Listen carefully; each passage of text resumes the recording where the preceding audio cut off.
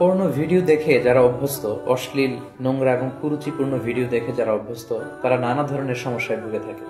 এই পর্নোগ্রাফি রয়েছে অনেক ধরনের ক্ষতিকর দিক। তারা তাদের ব্যক্তিগত জীবনে যেমনি ক্ষতিগ্রস্ত হয়, তারা তাদের বৈবাহিক জীবনে যেমনি ক্ষতিগ্রস্ত হয়, তারা সামাজিক জীবনে এবং ধর্মীয় দিক থেকেও তারা প্রচন্ড ক্ষতিগ্রস্ত হয়। এ পর্যায়ে আমরা বলবো পর্নোগ্রাফি দেখার ফলে একজন ব্যক্তি কি কি ক্ষতির সম্মুখীন হয়। সর্বপ্রথম যে ক্ষতিটির সম্মুখীন সেটি হচ্ছে সেই ব্যক্তি তার আত্মাকে কলুষিত করে দিচ্ছে। ফলে কোনো এবাদতে সে মজা পাবে না, সে সালাত আদায় করে মজা পাবে না, সে কোরআন তেলাওয়াত করে মজা পাবে না, সে তাসবিহ করে মজা পাবে না, এবং আল্লাহ তাআলার ক্রোধ সে অর্জন করছে আল্লাহর রহমতের পরিবর্তে। আল্লাহর লানও তার উপর বর্ষিত হচ্ছে। এবং মানুষের দেহের যতগুলো অঙ্গ রয়েছে তার মধ্যে থেকে সবচাইতে দামি অঙ্গ হচ্ছে তার আত্মা। And pornography is damaging your soul. বিষ্ণু সাল্লাল্লাহু ইসলাম বলেছেন, আলা ইন্না ফিল জাসাদি মুদগা ইযা সলুহাত সলুহাল জাসাদু কুল্লু ওয়া ইযা ফাসাদাত ফাসাদাল জাসাদু কুল্লুহু আলা ওয়াহিয়াল কলব। জেনে রাখো, নিশ্চয়ই মানব দেহে একটি গোশতের টুকরো রয়েছে যেটি দেহের সবচেয়ে দামি অঙ্গ।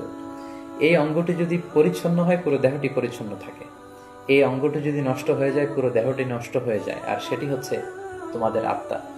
In the day of judgment আমরা যখন আল্লাহ তাআলার কাছে হাজির হয়ে যাব, আমাদের ক্ষমতা, আমাদের সন্তান, আমাদের সম্পদ কোনো কিছুই আমাদের মুক্তিকে নিশ্চিত করতে পারবে না। কেবলমাত্র যারা প্রশান্ত এবং পরিচ্ছন্ন আত্মা নিয়ে মহান আল্লাহর দরবারে হাজির হবে, তার জন্যই আল্লাহ তাআলা ক্ষমার ঘোষণা করবেন।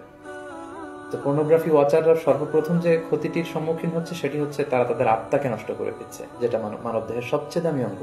পাশাপাশি তারা তাদের চরিত্রকে শেষ করে দিচ্ছে, যেটা মানব জীবনের সবচেয়ে দামি একটি বিষয়। আমরা বলি যে মানুষের অর্থহানি ঘটলে সামান্য কিছু হানি হয়, স্বাস্থ্যহানি হলে আরেকটু বেশি কিছু হয়, কিন্তু একজন ব্যক্তি যখন তার চরিত্র হারিয়ে ফেলে সে তার সবকিছুকে হারিয়ে ফেলে।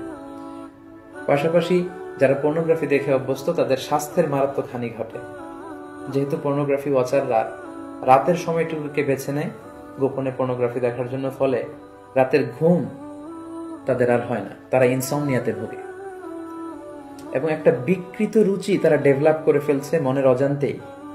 মহান আল্লাহ তাআলা বিবাহের মাধ্যমে, পবিত্র বন্ধনের মাধ্যমে একজন প্রাপ্তবয়স্ক নারী এবং পুরুষ তারা তাদের জৈবিক চাহিদা মেটাবে, এটাকে আল্লাহ বৈধ করেছেন। কিন্তু বিয়ের অনেক আগেই যখন তারা এই যুগল দৃশ্যগুলো ভিডিওতে দেখে, বলে আয়াতু বিল্লাহ, নাউযু বিল্লাহ, তখন মনের অজান্তে একটা বিকৃত রুচি তারা ডেভেলপ করে। তারা তখন আর স্বাভাবিক মানুষ থাকে না, অস্বাভাবিক মানুষে পরিণত হয়। এবং পার্সোনালি আমরা অনেকের কাছ থেকে এরকম প্রশ্নও পাই যে আমি আসলে পর্নোগ্রাফি দেখতে চাই না, আমি এটাকে অপছন্দ করি, কিন্তু একবার দেখতে শুরু করার কারণে আমি এ থেকে বেরিয়ে আসতে পারছি না, আমি নিজেকে সাহায্য করতে পারছি না, এবং এই পৃথিবীর যে কোনো বিষয়ের ব্যাপারে আমি আগ্রহ হারিয়ে ফেলেছি, আমার সুইসাইড করতে মন চাচ্ছে। এরকম মেন্টাল ডিপ্রেশনেও কিন্তু তারা ভুগে থাকে। পর্নোগ্রাফির আরেকটি গুরুত্বপূর্ণ ক্ষতিকর দিক হচ্ছে এই পর্নোগ্রাফির ফলে সেক্সুয়াল ক্রাইম সমাজে বেড়ে যাচ্ছে। In every sexual crime there is a pornography behind it. কারণ মানুষ যখন পর্নোগ্রাফি দেখে এবং সেটা থেকে যখন সে স্বাদ নেয়, মজা নেয়, তখন সে তার ব্যক্তিগত লাইফে সেটাকে প্র্যাকটিস করতে চায়, যার ফলে ধর্ষণের মতো এত জঘন্য কাজকে সে বেছে নেয়, চাইল্ড অ্যাবিউজের মতো, উইমেন অ্যাবিউজের মতো জঘন্য কাজগুলোকে সে বেছে নেয়। এজন্য সমাজে যত ধরনের সেক্সুয়াল ক্রাইম দেখা যাবে, গবেষণা করলে দেখা যাবে তার পেছনে রয়েছে পর্নোগ্রাফি। যারা পর্নোগ্রাফি ভিডিও দেখে তারা দাম্পত্য জীবনে সুখী হয় না, কারণ পর্নোগ্রাফি ভিডিও দেখার ফলে একজন মানুষ উত্তেজিত হয়ে ওঠে। এবং যারা ধীরে ধীরে বছরের পর বছর এগুলো দেখে অভ্যস্ত, তারা মাস্টারবেশনে অভ্যস্ত হয়ে যায়, যেটা ইসলামী শরিয়তের দিক থেকে অনেক জঘন্য ধরনের একটি অপরাধ এবং কবিরা গুনাহ।